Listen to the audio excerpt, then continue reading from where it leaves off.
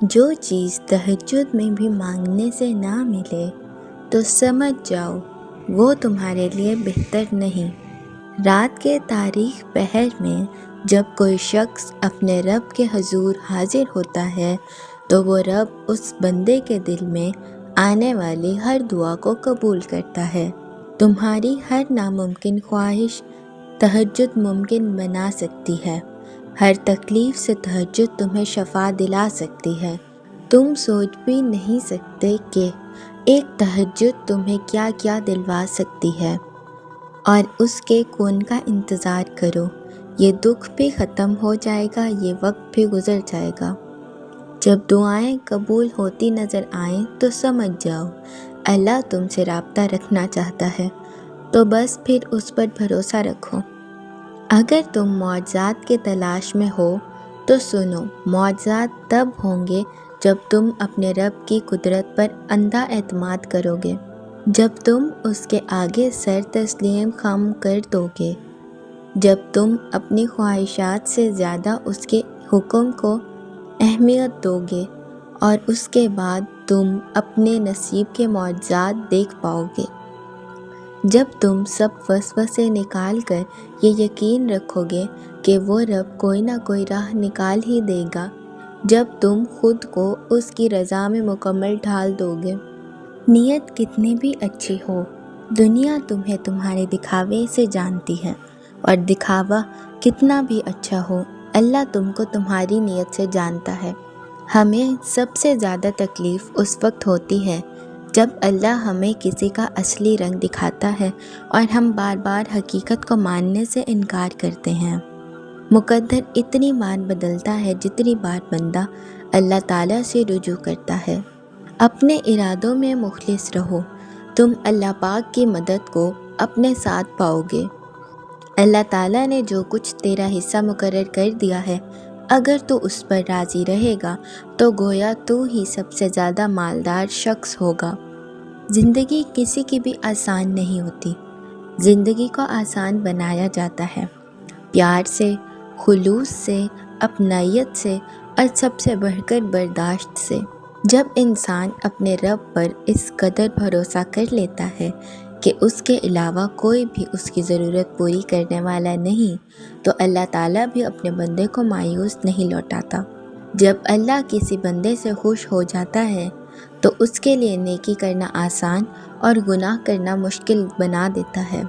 دعا دستک کی طرح ہوتی ہے، اور مسلسل دستک دینے سے دروازہ کھل ہی جاتا ہے۔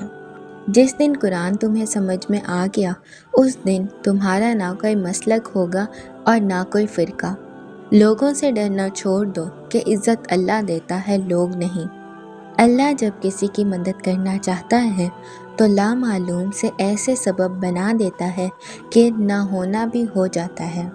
محبت جب اللہ سے ہو جاتی ہے تو ملاقات کی تڑپ فجر سے شروع ہوتی ہے اور تہجد پر ختم ہوتی ہے۔ وہ روح کبھی نہیں مرجھاتی جس کی پیاس قرآن پاک کی تلاوت سے بجھتی ہو۔ آزمائش اللہ اذیت دینے کے لیے نہیں ڈالتا، بلکہ کچھ سکھانے کے لیے ڈالتا ہے۔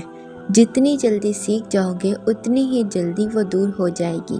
صرف انسانوں سے حوصلہ افزائی کی امید رکھو گے تو ضرور مایوس ہو جاؤ گے، اور جو لوگ محنت اپنے اللہ سے اجر پانے کے لیے کرتے ہیں وہ کبھی مایوسی کا سامنا نہیں کرتے۔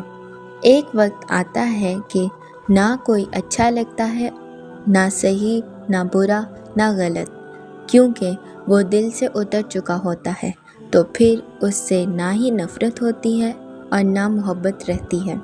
اگر عبادت کرنے کے بعد بھی تم پر مشکلات آ رہی ہیں تو اللہ کا شکر ادا کرو، کیونکہ اس نے تمہیں پسند کر لیا ہے۔ تمام تعریفیں اس ذات کے لیے ہیں کہ وہ جسے توڑے اسے کوئی جوڑ نہیں سکتا، اور جسے وہ جوڑے اسے سارے توڑنے والے مل کر بھی نہیں توڑ سکتے۔ کھجور کی گٹھلی پر باریک سا جھالی نما ایک چھلکا ہوتا ہے جسے قطمیر کہتے ہیں۔ اللہ فرماتا ہے انسان اس کا بھی مالک نہیں، پھر اکڑ کیسی تہلکہ مچا دیتی ہیں فرش آسمانی پر محبت جب جوانی میں اللہ کا نام لیتی ہے۔ جو شخص پابندی سے استغفار کرتا رہے، اللہ تعالیٰ اس کے لیے ہر تنگی سے نکلنے کا راستہ بنا دیتے ہیں۔ تم جنت نہ مانگو، بلکہ تم دنیا میں ایسے کام کرو کہ جنت تم کو مانگے۔ تباہی اور بربادی ہے ہر اس شخص کے لیے جو دوسروں کے عیب ڈھونڈتے اور لوگوں کی پیٹھ پیچھے برائی کرتے ہیں۔ حقیقت تو یہ ہے کہ تم جلد ملنے والی دنیا سے محبت کرتے ہو اور آخرت کو چھوڑ دیتے ہو۔ جو دوسروں کو عزت دیتا ہے، اصل میں وہ خود عزت دار ہوتا ہے، کیونکہ انسان دوسروں کو وہی کچھ دیتا ہے جو اس کے پاس ہوتا ہے۔ جھوٹ بول کر بھروسہ توڑنے والوں سے بہتر ہے سچ بول کر رشتہ توڑ دیا جائے۔ مجھے قدرت کے ایک عمل سے بہت پیار ہے، مکافات عمل۔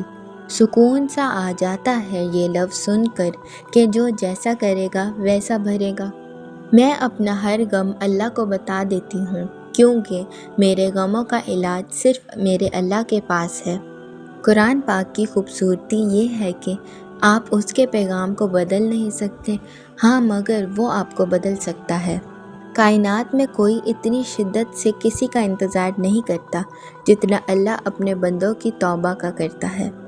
جب وضو کرنا مشکل لگ رہا ہو تو یہ سوچا کریں گناہ دھونے جا رہا ہوں۔